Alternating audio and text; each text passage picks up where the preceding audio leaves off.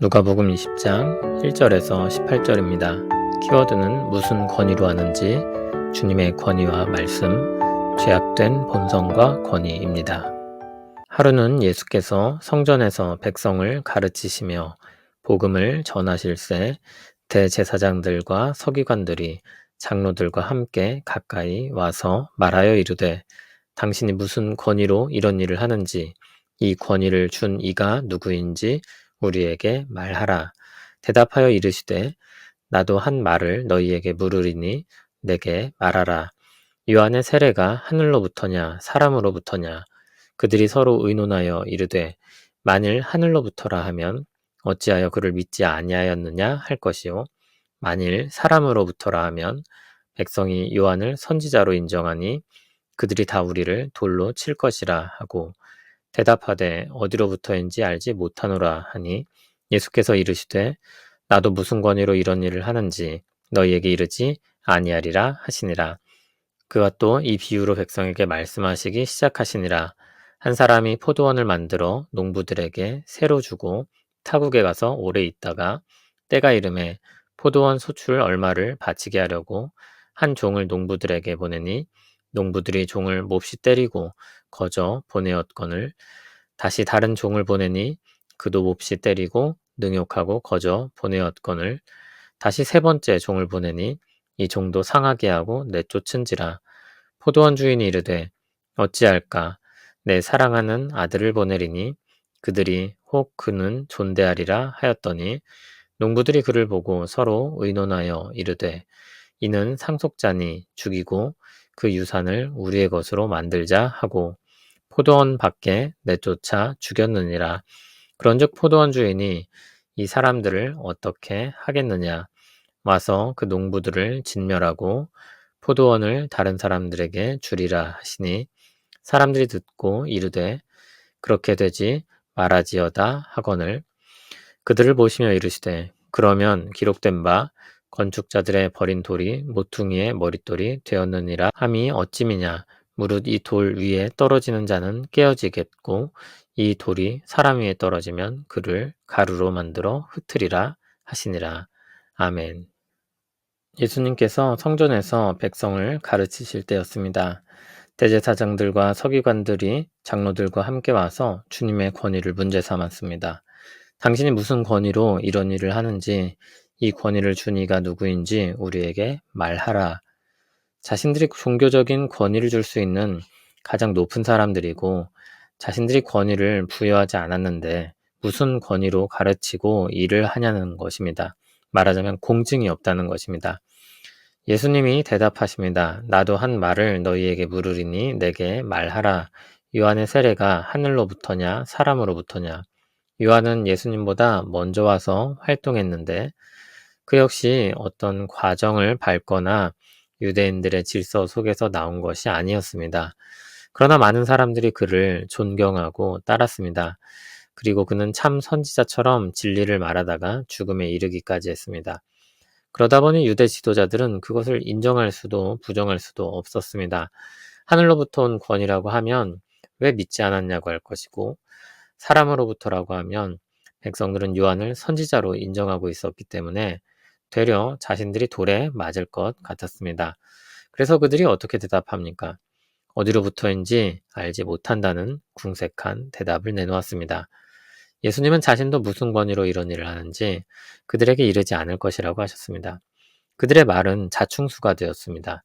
그들은 예수님의 권위에 대해 부정할 수 없게 되었기 때문에 오히려 예수님의 권위를 인정해 준 꼴이 되었습니다. 예수님은 한 비유를 백성들에게 말씀하십니다. 한 사람이 포도원을 만들고 농부들에게 새로 주고 타국에 가서 오래 있었습니다. 소출이 있을 때가 되자 소출 중 얼마를 바치게 하려고 한 종을 농부들에게 보냈습니다. 그런데 농부들은 포도원 주인이 보낸 종을 몹시 때리고 빈손으로 돌려보냈습니다. 주인은 다른 종을 보냈습니다.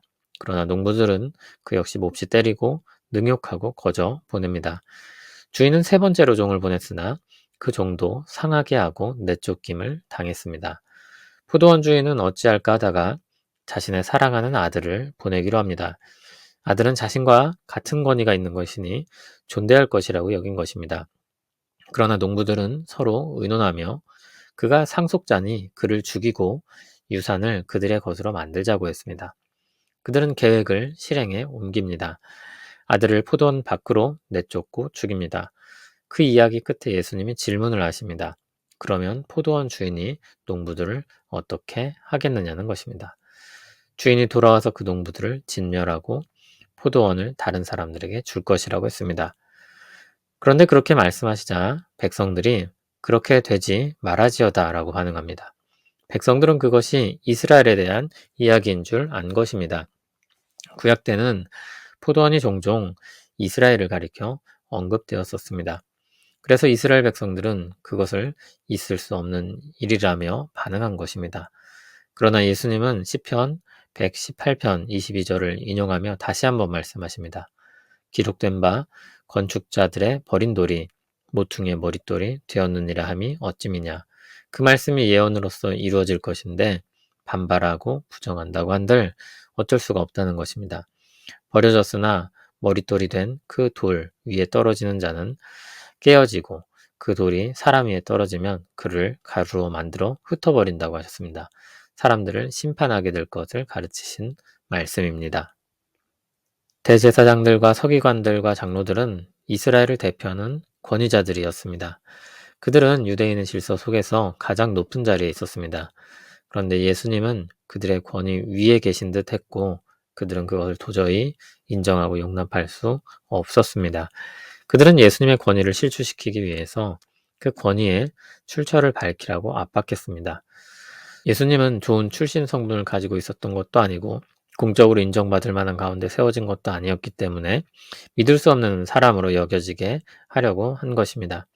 예수님이 틀렸거나 유해해서 그렇게 한 것이 아니었습니다. 자신들의 권위를 위협하고 위태롭게 한다고 느꼈기 때문입니다. 그들은 예수님으로부터 비판을 받았고 그들의 부끄러운 허물을 예수님이 들추어내시기도 하셨습니다. 사실 가장 좋은 반응은 회개하는 것이었을 것입니다. 그러나 그들은 그렇게 하지 않았고 가만히 지켜보지도 않았습니다. 그것은 그들의 명예와 생계의 문제였습니다. 그러나 주님은 그들에게 지혜롭게 대답하십니다. 주님의 길을 예비하기 위해 먼저 왔었던 세례 요한이 있었습니다. 세례 요한은 공증을 거치지는 않았지만 누가 봐도 하나님께로부터 온 권위로 일한 사람이었습니다. 온 백성이 그를 참 선지자로 알았습니다. 예수님은 자신이 그런 권위를 가졌다고 대답하신 셈입니다. 기술적으로 유대인들의 공격을 회피하신 것이 아니라 그들의 말문을 막으심으로 그 권위에 대해 증명하신 것입니다. 주님은 그들에게 무슨 권위로 이런 일을 하는지 말씀하지 않는다고 하셨지만 그것을 통해서 주님의 권위를 나타내신 것입니다. 주님은 하늘로부터 온 권위를 가진 하나님의 아들이었습니다. 포도원 주인의 아들 이야기는 주님의 이야기였습니다. 이스라엘은 하나님의 아들이신 예수님을 내쫓고 죽이게 될 것입니다. 백성들이 그것을 두려워하며 그런 일이 없기를 바랐으나 그 일은 일어나게 될 것입니다. 그것도 백성들의 손으로 그렇게 할 것입니다.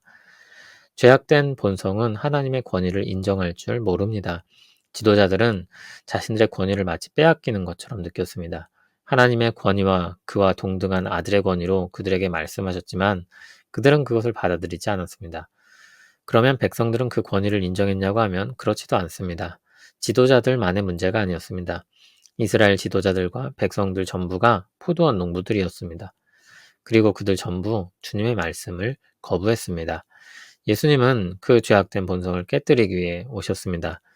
하지만 주께서 오신 목적은 구원이었습니다. 하나님이 그 아들을 세상에 보내신 것은 세상을 심판하려 하심이 아니요 그로 말미암아 세상이 구원을 받게 하려 하심이라.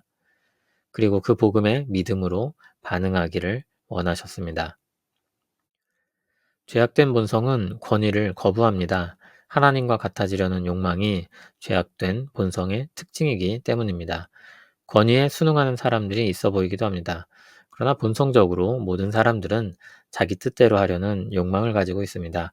그리고 그것은 어떤 권위와 부딪힐 때 갈등을 일으키고 거부를 일으키기도 합니다. 내 판단과 결정이 최우선시 됩니다. 자신과 관련이 있는 일에 대해서는 더욱 그렇습니다. 내 인생이고 내 몸이라는 것입니다. 그런데 성경은 그것까지도 하나님의 것이라고 말씀합니다. 온 세상의 모든 것이 하나님의 소유임을 밝히시고 그 모두를 살리고 행복하게 하는 쪽으로 이끄시고 다스리십니다. 구원은 바로 그런 것입니다. 선하신 하나님의 권위 아래 모든 것을 두시고 각각의 목적에 걸맞게 진짜로 행복하게 살게 하시는 것입니다. 그것을 위해서는 먼저 죄악된 욕망을 몰아내야 합니다. 그리고 거기서 사람들을 건져내는 것입니다. 그것을 위해 우리 주께서 십자가를 지셨습니다. 우리를 구원해내시고 그 통치 아래 참으로 복된 새 삶을 주십니다. 그 은혜를 기억하며 주님의 말씀의 권위를 믿음으로 받아들이고 참 자유를 누리며 살기를 원합니다. 죄악의 욕망 속에서 나다움을 잃어버렸습니다. 참된 자유는 왜곡되었습니다. 주 안에서 그 옛사람들을 벗어버리게 하시옵고 참된 나다움을 발견하고 그렇게 살아가게 하옵소서. 그 행복한 삶이 주 안에 있음을 믿고 주님의 말씀에 귀를 기울이며 그 뜻을 따라 살게 하옵소서. 우리 인생의 끝에는 믿음의 선배들이 고백했던 것처럼 주님의 권위 아래 사는 삶이 진정 행복했다고 고백하게 될 것을 믿습니다.